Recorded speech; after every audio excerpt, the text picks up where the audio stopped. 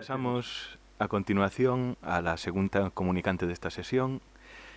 Como en las otras sesiones del Congreso, el debate se hará al final conjuntamente, que es la profesora Merve Yildirim, y me disculpo por la pésima pronunciación de su nombre, espero no haberlo destrozado demasiado, que es doctoranda en la Universidad Complutense de Madrid y nos va a presentar la comunicación titulada El peligro del rostro, un cuento de inspiración histórica de Emilia Pardo Bazán.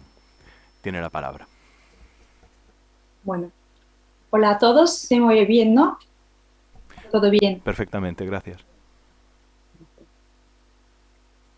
Un momento, estoy compartiendo la presentación.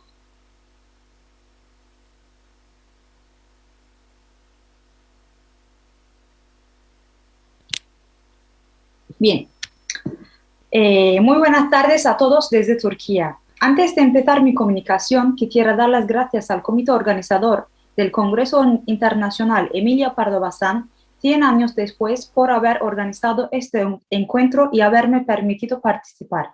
Es todo un honor para mí. Me gustaría iniciar resumiendo todo un poco y luego entrar en detalle. En mi intervención, que he decidido titular El peligro del rostro, un cuento de inspiración histórica de Emilia Pardo Bazán, quiero hablaros acerca de cómo aborda la autora los recursos históricos y la ficción literaria para recrear un episodio auténtico y mítico. Dicho cuento, que particularmente considero una auténtica joya de literatura, está basado en la vida del fundador del Imperio Otomano, Osman I. De hecho, debo reconocer que apenas conocía a Emilia Pardo Bazán cuando mi director de tesis doctoral me recomendó hacer un análisis sobre sus cuentos dramáticos y trágicos, y en un principio me costó bastante comprender el lenguaje de la autora. Antes de llegar a descubrir dicho cuento, me fijé que en algunas ocasiones Pardo Bazán solía hacer referencia a los turcos, a Constantinopla y al Islam en sus cuentos y novelas, así como en sus columnas en la ilustración artística. Efectivamente, el siglo XIX fue una etapa harto complicada para el Imperio Otomano, algo que debió de llamar la atención de la escritora. La verdad es que ha sido una gran sorpresa para mí descubrir el hecho de que Pardo Bazán escribió un cuento bien planteado desde el punto de vista histórico sobre el Imperio Otomano. Bien, tengo pensado dividir en tres partes el análisis del cuento: el personaje, Osman I, el tiempo, los inicios del Imperio Otomano, y el espacio, la ciudad de Bursa. El argumento es el siguiente. El enemigo principal, Khalil, invita a Osman a su boda y urde una intriga para cogerle desprevenido.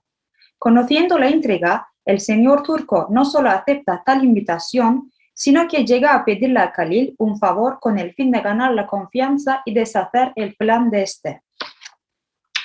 Osman quería acudir a la boda acompañado de su harem y tesoro para evitar cualquier ataque extranjero que pudiera surgir en su ausencia.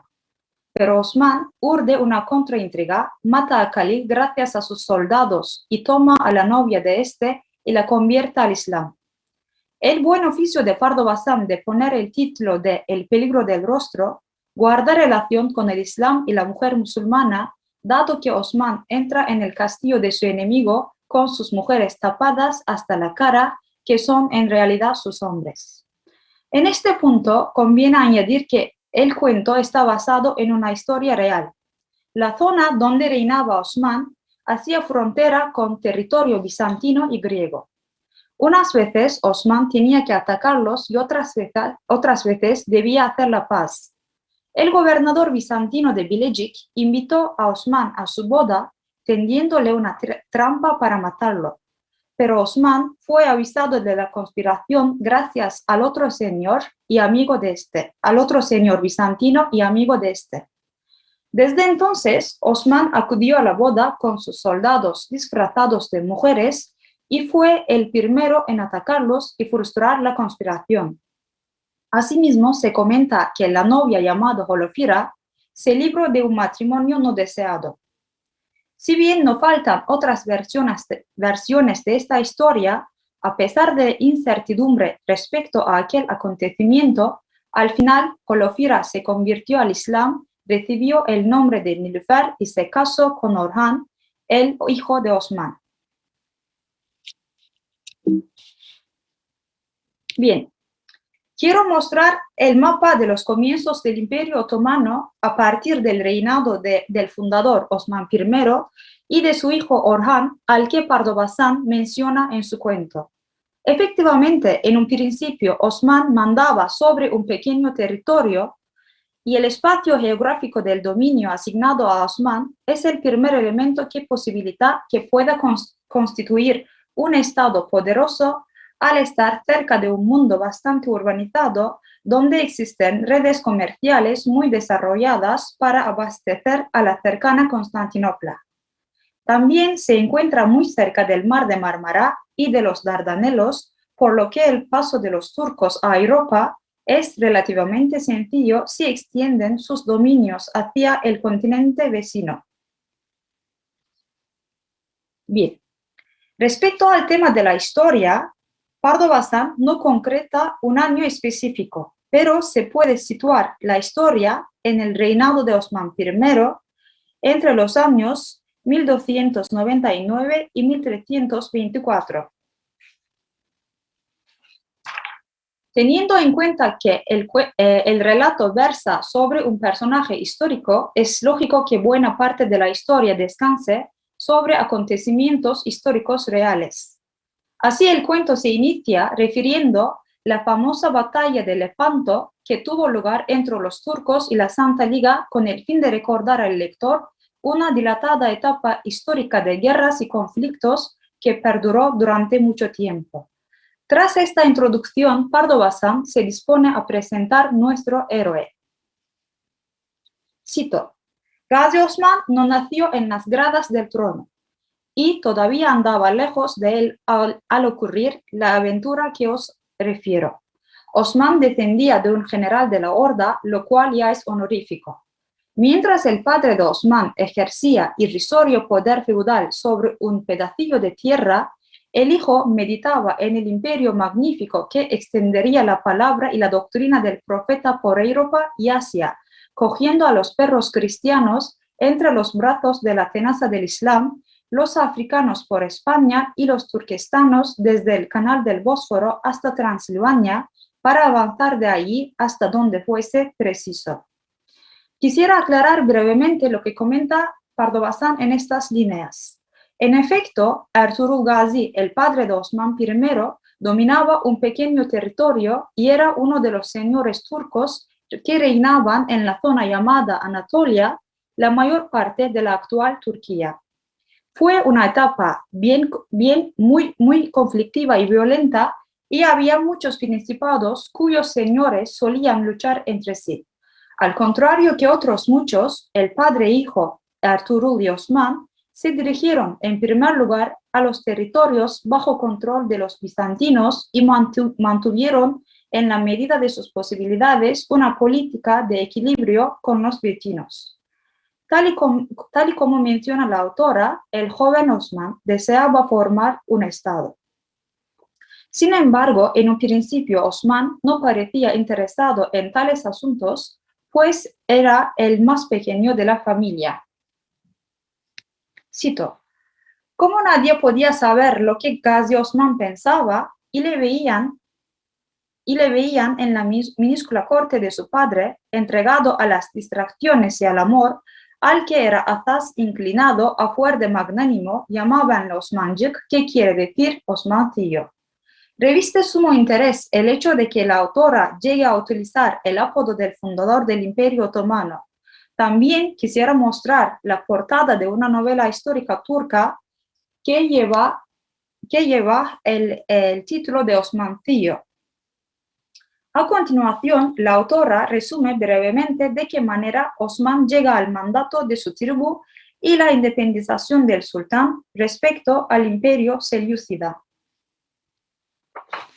Cito: y ocurrió de súbito que, habiéndole conferido el soldán de Iconio en el Asia Menor, el tambor y el estandarte, lo cual significaba entregarle el mando de un ejército, además del derecho a acuñar moneda y a que su nombre se pronunciase en las oraciones de las mezquitas, la gente, siempre desdeñosa, dio en decir que se había vuelto loco el soldán al atribuir a Osmancillo tan alto puesto.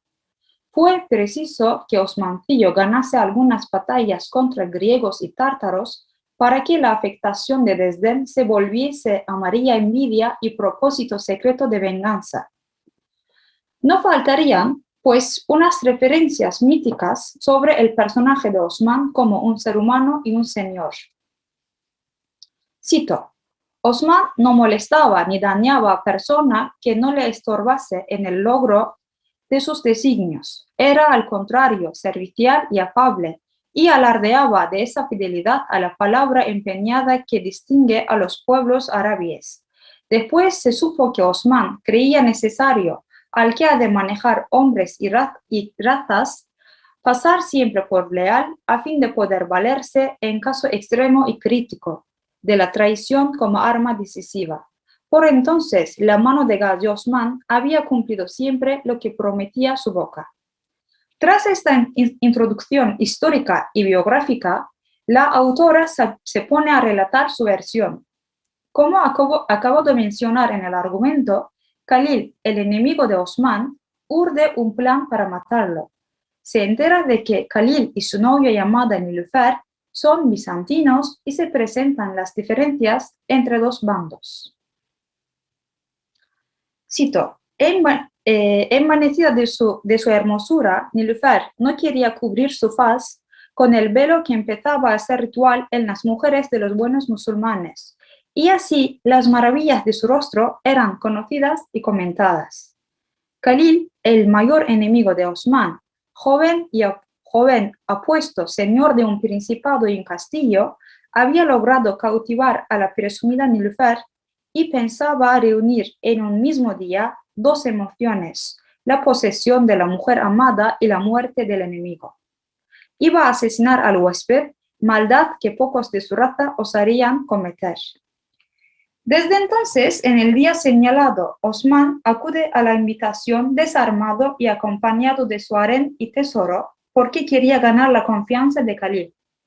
Poco después de iniciarse la boda, las mujeres de Osman, tapadas hasta la cara, se quitan sus sandales y empiezan a atacar a los soldados de Khalil. Mientras tanto, en la sala del festín, Osman mantiene la calma y acompaña a los novios. Por su parte, Khalil goza de su plan, hallándose en un estado de máxima euforia. No es consciente en absoluto del peligro que ocultan aquellos rostros cubiertos hasta que Osman le apuñala. Después de vencer al enemigo, Osman logra también tomar a su novia Nilüfer, y cubriéndola la cara la convierte al Islam. Cito: Nilüfer tendió a Osman una copa, no de vino, prohibido a los creyentes, sino de licor de granada que embriagaba como el vino. Nilüfer conocía la conjura y en el licor había mezclado un narcótico para que Osman no sufriese ni se resistiese. Con su luengo brazo izquierdo, Osman volcó la copa al rechazarla y con el derecho sacó el puñal.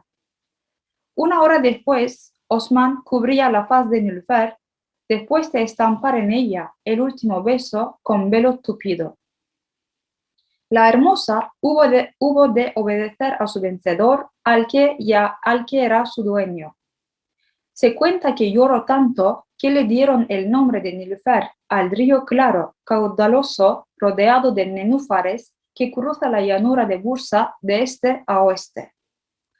Aunque el cuento finaliza aquí, considero que sería pertinente añadir el elemento de continuidad de la historia. Como se ha mencionado antes, Holofira, es decir, Nilüfer, se convirtió al Islam y se casó con Orhan, el hijo de Osman. Y la dinastía otomana continuó con un hijo de este matrimonio, Murat I. Desde entonces comenzó la costumbre del matrimonio de los sultanes otomanos con mujeres extranjeras. En suma, a pesar de algunas contradicciones que por falta de tiempo no he podido mencionar aquí, estamos ante un cuento bien planteado desde el punto de vista histórico. Efectivamente, Emilia Pardo Bazán estuvo bien informada acerca del fundador y los comienzos del Imperio Otomano. En este sentido, los detalles que proporciona la autora en El peligro del rostro son asombrosos e interesantísimos. Bueno, nada más. Muchas gracias.